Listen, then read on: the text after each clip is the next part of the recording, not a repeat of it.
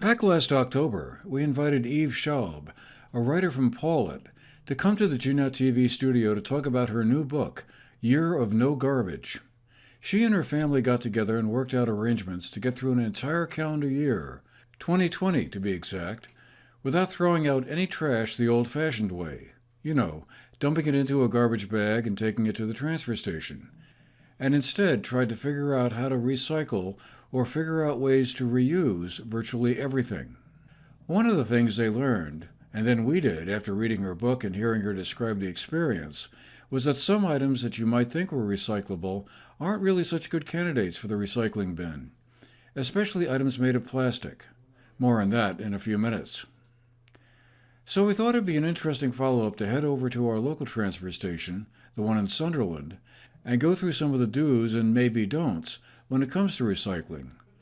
We may all want to ease the burden on landfills as best as possible, but as we quickly learned, there's more to this than meets the eye. Okay, so Eve, here we have what looks like an eminently recyclable brown paper bag. Yeah, you might It's got some plastic on it though. at first say, oh look, it's a paper bag, so paper's recyclable, but unfortunately you've got the plastic window. Maybe you could rip that out, but then you've got the inside, look, it's lined in plastic.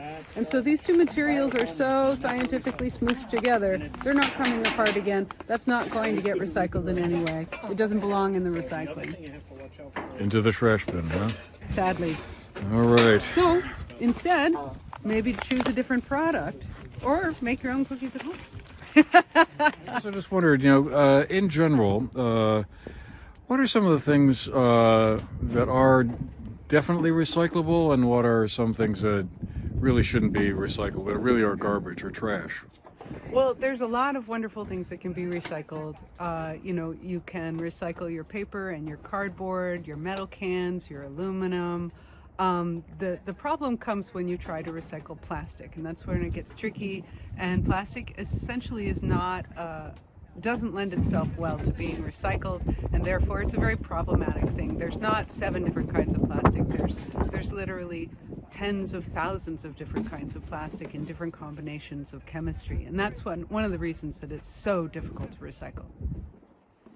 So we happen to have a convenient little bag of potential recycling items here. And it looks like you've done a lot of things right here. Well, I guess I just wondered if, as you look through here, are you seeing any, shall we say, red flags in terms of the recycling? You've got your metal and you've got your cardboard here, so you're good there. This is a common offender. You cannot recycle coffee cups because even though they look and feel like paper, in order to be able to hold the liquid, that hot liquid, it has to be lined with plastic. And so these should not be put in your recycling. Even better, have a cup, a ceramic cup, and have it there. Don't take it with you. Or if you must take it with you, bring your own reusable mug. Oh, okay. So of course glass. Glass is definitely recyclable. We know that steel cans get recycled at a rate of 70%, so that's extremely good. Cans. But here's another offender, receipts. So receipts, although we might think of them as being paper, they're actually made as an extruded process of paper combined with plastic. And so they're not recyclable at all. There's nothing that can be done with them except landfill or else. So we know that out of all the numbers that you might see when it's in the resin identification code 1 through 7, we know that 1s and 2s are the only ones that really have any hope in heck of getting recycled in any way. So this is appropriate if you want to try and get this recycled. 1s and 2s are the way to go. Everything else is going to end up in the landfill, it's going to end up in the incinerator, or it's going to end up getting shipped overseas in the plastic waste trade that is black market that most people don't know about, and it gets strewn across the landscapes of impoverished countries that do not have the infrastructure to deal with it. So try to recycle the things that you can, I suppose, but definitely don't recycle any plastics that are higher than number 2. So, and they run up through number 7, I think, right? That's right. A lot of places will accept numbers 1 through 7, including the transfer station that I go to. But I also know that nothing good is going to happen to that plastic. It will not get recycled. All right. Well, What else have we got here? Oh, see, haha, you're in trouble because you've got food on there, and they really don't want food.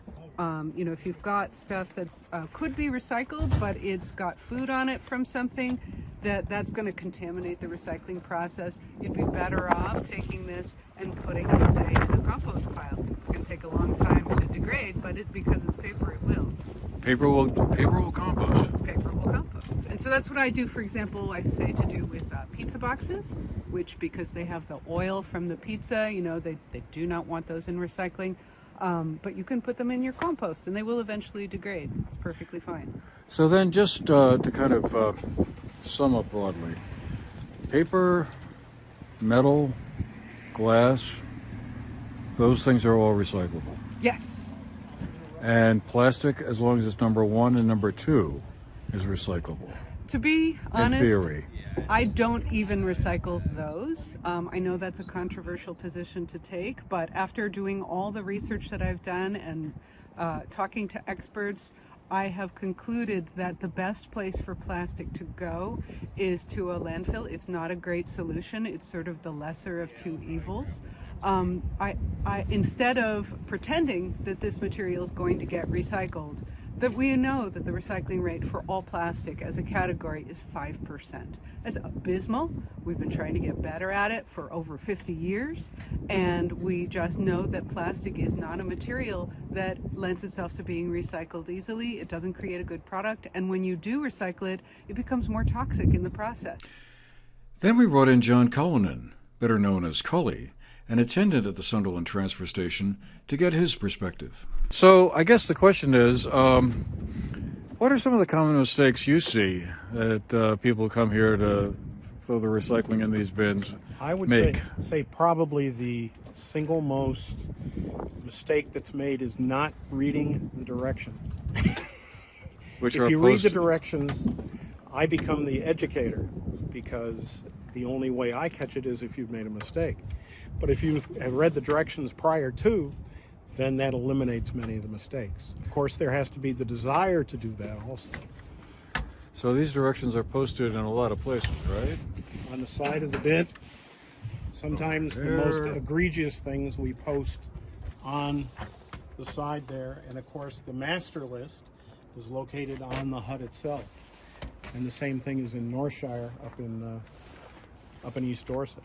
So I see you've got your little, picker there. Do you wind up spending a lot of time going through these bins and finding things that aren't The supposed to be entire in there? day. A good example is what you see up on top of the bin over here. Stuff that is not supposed to be. I take that back. We do filter these out for the food bank. The food bank takes the cartons. But the items you see on the far end are all items that obviously are not supposed to be in there. With potted plants, china, fabrics, small utensil items. That's an absolute no-no.